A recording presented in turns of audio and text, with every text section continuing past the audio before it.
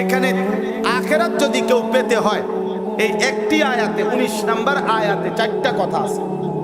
এক আয়াত, আখিরাত যদি কেউ পেতে হয়, জান্নাত যদি কেউ পেতে হয়, 4টা জিনিস ঠিক করতে হবে। কয়টা জিনিস? 1 নাম্বার, ওমান আরাদাল আখিরা, মানে হলো বিশুদ্ধ নিয়ত।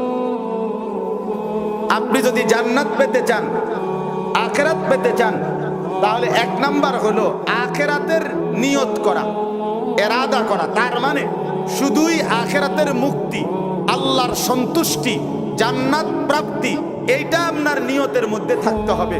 কোন রকম লোক দেখানো, দুনিয়ার কারো সন্তুষ্টি কামনা করা, এরকম কিছু আপনার ইবাদতে আমলের মধ্যে থাকতে পারবে না। নিয়ত হইতে হবে প্রত্যেকটা আমলের মধ্যে ইখলাসওয়ালা, বিশুদ্ধ নিয়ত, শুধুই আল্লাহর জন্য। শুধুই কার জন্য বলেন? আল্লাহ ভি রাজি হো, শয়তান ভি নারাজ না হো, এমন হইতে পারবে না। আল্লাহও রাজি থাক, শয়তানও নারাজ না হোক। বুঝেন নাই?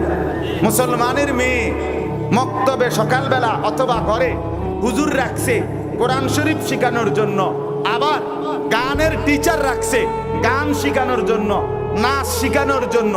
এর অর্থ কি? আল্লাহ ভি রাজি হো, শয়তান ভি নারাজ না হোক। আল্লাহও রাজি থাক, শয়তানও কি না হোক, নারাজ না হোক।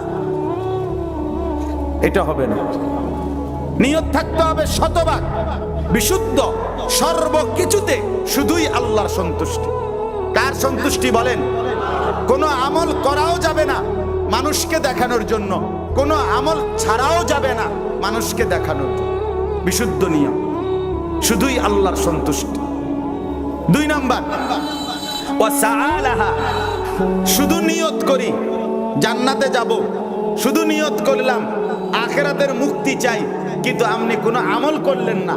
ওযু, গোসল, নামাজ, রোজা, হজ, যাকাত, জিকির, তেলাওয়াত, তাসবিহ, হারাম বর্জন, গুনাহ বর্জন, নাফরমানি বর্জন, এটা আপনি করলেন না। যথাযথ চেষ্টা করলেন না, আমল করলেন না, মেহনত করলেন না, তাইলে কি জান্নাত মিলবে না? এই 2 নাম্বার হলো ওয়াসাআলাহা। আপনি নিয়ত করবেন আল্লাহ আপনার সন্তুষ্টি চাই, জান্নাত পেতে চাই, জাহান্নাম থেকে মাফ চাই, আখিরাতের মুক্তি চাই, ঠিক আছে, কিন্তু তার সাথে সাথে ওই আলোকে আপনাকে পরিপূর্ণ মেহনতের সাথে আমল করতে হবে। কি করতে হবে বলেন? আমল করতে হবে, আমল করতে হবে। নাফরমানির উপরে আল্লাহ ভরসা করলে হইতো না। এমনি বিড়ি খায়, চা দোকানে টেলিভিশন দেখে, জিঙ্গাইলে কয় আল্লাহ ভরসা, আল্লাহ ভরসা। আল্লাহ বলছি নি আপনারে আল্লাহ ভরসা?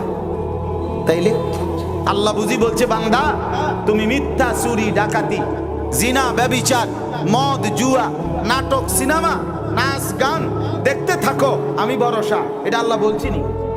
আল্লাহ তো বলছে তওবার উপরে ভরসা, গুনাহ ছেড়ে দেওয়ার উপরে ভরসা, আর করবা না, ওয়াদা দিলে ভরসা, লজ্জিত হয়ে চোখের পানি ফেলে পেছনের গুনার জন্য মাফ চাইলে না ভরসা। ঠিক কিনা বলেন না? তাইলে আপনি বিড়ি খাইতে খাইতে কোন আস্তাগফিরুল্লাহ, টেলিভিশনের দিকে চাইয়া রয়েছে, বড়া বেড়িতের দিকে তাকাইয়া কো আস্তাগফিরুল্লাহ, আস্তাগফিরুল্লাহ। কি তো দেশটা শুরু হইল কি? এটা নিয়ে আস্তাগফিরুল্লাহ।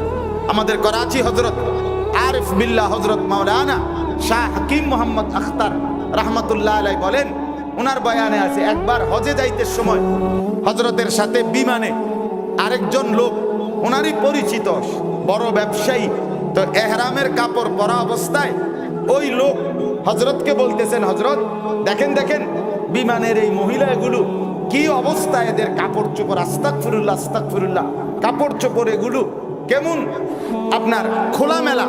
তো হযরত তখন বলছেন, আরে ভাই তোমার আস্তাগফিরুল্লাহর উর্ফে আস্তাগফিরুল্লাহ। কিসের উপরে আস্তাগফিরুল্লাহ? তোমার আস্তাগফিরুল্লাহর উপরে কি আস্তাগফিরুল্লাহ? পহলে তো নজর হটাও, ফের আস্তাগফিরুল্লাহ পড়ো। আগে তো কি সরাও, নজর সরাও। আগে বেড়ির দিকে চাইয়া রইছো, চাইয়া কয় আস্তাগফিরুল্লাহ, আস্তাগফিরুল্লাহ। দেখছেন নি বেড়ি কেরম? আপনি তো দেখতে নিয়ে আসেন, আর কিটা চাইতাম? কথা বোঝেন? আগে তো কি সরাও, নজর সরাও, তারপরে না পড়বা আস্তাগফির। আগে তো গুনাহ ছাড়ো, আগে তো কি ছাড়ো বলেন? গুনাহ ছাড়ো। এজন্য 2 নাম্বার হলো ওয়াসাআলাহা। এটা খুব গুরুত্বপূর্ণ, আমল করতে হবে, মেহনত করতে হবে।